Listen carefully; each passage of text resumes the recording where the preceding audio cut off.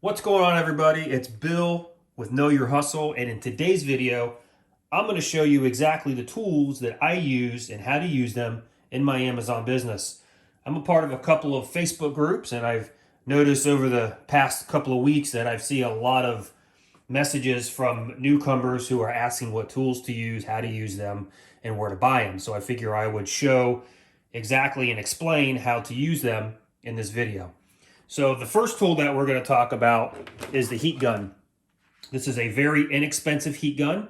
I bought it off of Amazon. I will link the description down below. It's probably 15 bucks. You might be able to find them for cheaper. You don't need anything fancy or anything large. Just something small will do just fine.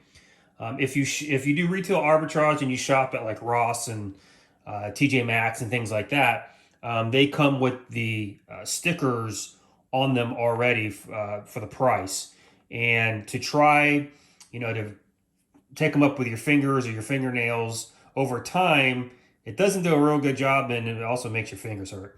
So apply a little heat to it, the sticker comes right off. So inexpensive heat gun is the first one.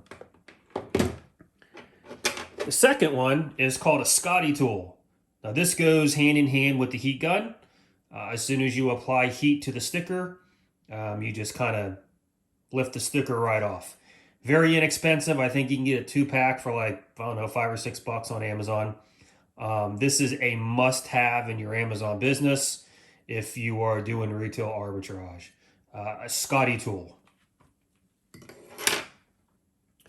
Next is a pair of scissors. Got to have a pair of decent scissors in your arsenal. You never know when you're going to need it to cut bubble wrap, to cut paper, for whatever. So make sure you have a good pair of scissors. Next is a tape gun. You can buy these. You can buy them on Amazon. I bought this one at Walmart. It is metal, so it's very sturdy. As you can see, I put this thing through the ringer, and it keeps working great. Don't use the little ones, the little plastic tape guns. Those are no good. I think you can pick this up for 10 or 11 bucks. It comes with a couple of rolls of tape. And this is what I use to tape up all of my boxes. You need something sturdy and something that's going to last a long time. This is probably one of my favorite tools that I have in my arsenal. This is a box cutter. Nothing fancy about it, but the fancy part is on the back. This is a scriber for when you're cutting down boxes. So if you put items in your box and you have a lot of box left over, so instead of paying for that extra shipping, you can cut your box down. So basically what you do is you just cut all 4 corners of the box, and then you scribe with the scriber here from corner to corner on each end, and it makes a super nice fold, nice and clean, and looks like you never modified the box. I picked this up on Amazon as well. Probably one of my favorite tools, like I said, only because of the scriber. I cut down boxes every day. I make my own boxes and have a lot left over. This tool is really, really good. Next is a scale. So this is a digital scale. You want to get one with the cord on it. The cord will, so you can see that everything is digital. So what you can do is you can throw this out to the side, lay your box on, and still see the weight of your box. Do not buy the scales with the weight indicator on it, because then when you put your box on it, you're not going to be able to see the weight. So here, you just place it out, you throw this out like that, you put your box down, you can see exactly what the weight is. This is from Accutech. I bought it about 3 or 4 years ago. It's a great scale. I haven't had any issues with it at all. You don't need to go out and buy anything fancy or anything, expensive. I think I paid, I don't know, 20 bucks for it 4 years ago. So a must-have. So pick one of those up as well. Some of the products that I use, of course, back here, you can see I have Walmart boxes. I buy the large, the small, and the mediums. If you wanted to save some money, I would recommend going to Facebook Marketplace, type in free boxes, and there's a whole bunch of people around that just moved and are giving away boxes. I don't want to do that myself. I did that in the beginning to save money. It's just a lot faster to just grab a few that I need whenever I'm in Walmart. They're about $1 a piece. I mean, they're not terrible expensive. But again, when you're first starting out, you want to save as much money as you can. Next are rubber bands. These are the size 33, so it's 3.5 by 1/8. I bought these off of Amazon, and if you're selling shoes, you have to put a rubber band around the lid of the box. So pick yourself up a box of rubber bands. Very inexpensive. Poly bags. Some of the items that you buy, Amazon requires you to put them in a poly bag. And I picked these up on Amazon. They're very cheap. I actually picked up a variety pack. So as you can see, the sizes are different. So this is a small size. So I put things like video games and small items in here. You also have to make sure that when you buy these poly bags, that it has the warning on it. Amazon requires this warning. It's basically a suffocation warning on the bag. It comes in, looks like 3 different languages. Very inexpensive. I think I paid $30 for like 3 or 4 different sizes of 100 quantity a piece.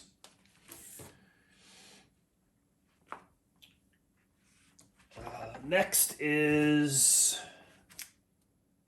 can't really see what this is, but these are clear. See if I can peel one off. I can't even see it. Okay, here we go. So these are clear round stickers. And what I do for this, is, let's say this is a toy, right? And the corners are coming up like this. So what I do is I take these clear stickers and I tape the corners down so it looks nice and clean. I do this I prep my products for when I send it in. For when the customer receives it, it looks very professional. You never know what's going to happen in transportation or at the facility center for Amazon.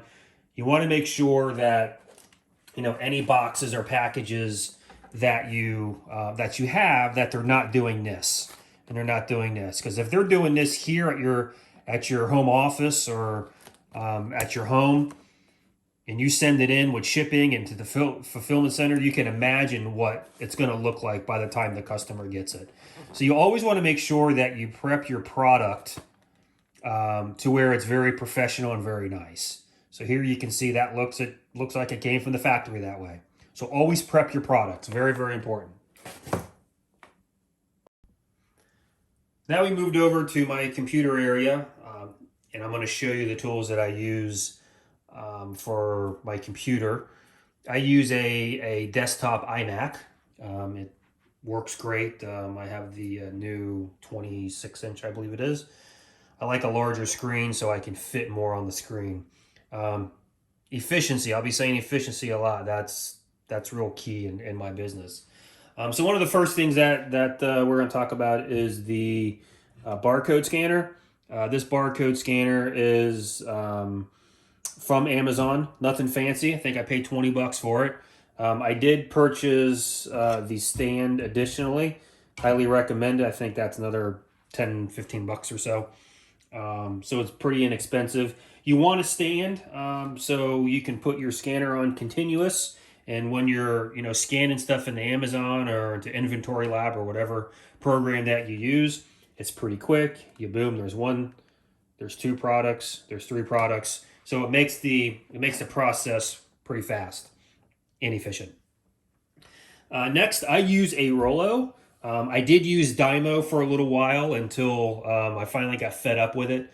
I bought multiple Dymos. I had the XL. I had the one that had the double labels that can print out of it.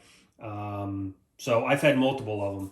And in my opinion, Dymo's junk. I don't like it. It slowed down my process. Um, the the labels always got stuck. I always had to open it and refeed it, and it was just a nightmare. So I did a lot of research, and at the end of my research, I found that Rollo was the best to use. So I haven't heard of the company before, and I didn't really know anybody who had one. So I just felt good about my research, and I went ahead and purchased one. And I got to tell you, I'm glad I did. This has been the best thermal printer that I've owned and that I've used. It's very easy. It takes any and all label paper. Of course, the small one is for labeling your products, and then this is your shipping labels. So it takes aftermarket labels, very easy to use. You just pop open. As you can see right here, it has the guide that opens and closes for the size of the paper. So you set it to the size, you close it, and then you feed it, and that's it. It's ready to rock and roll right now. Again, very efficient. Highly recommend Rollo. Go ahead and research it yourself and pick one up on Amazon. And then last but not least, I use just a regular HP printer. I also bought off Amazon. This is the Copy Scan. I think it's Copy and Scan. It's all Wi-Fi, so I can use multiple computers and print off from my Wi-Fi. And I mainly use it to print my my packing slips. Amazon likes to see a box content slip inside of your shipment, so they can kind of cross-reference with what you've entered into Amazon versus what is actually in that box. Some people use the shipping paper to do it. I used to do that. What I found was that it was using up a lot of this paper to do your box content, and it didn't look very good.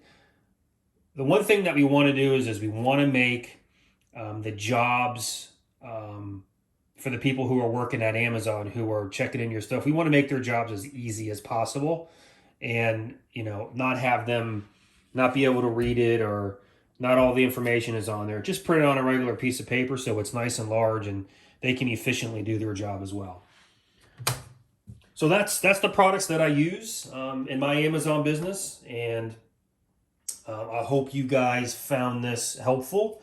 Drop some comments below. Please hit that like button. Help out this channel. I want to make it a lot more videos. And until the next one, we'll see you around.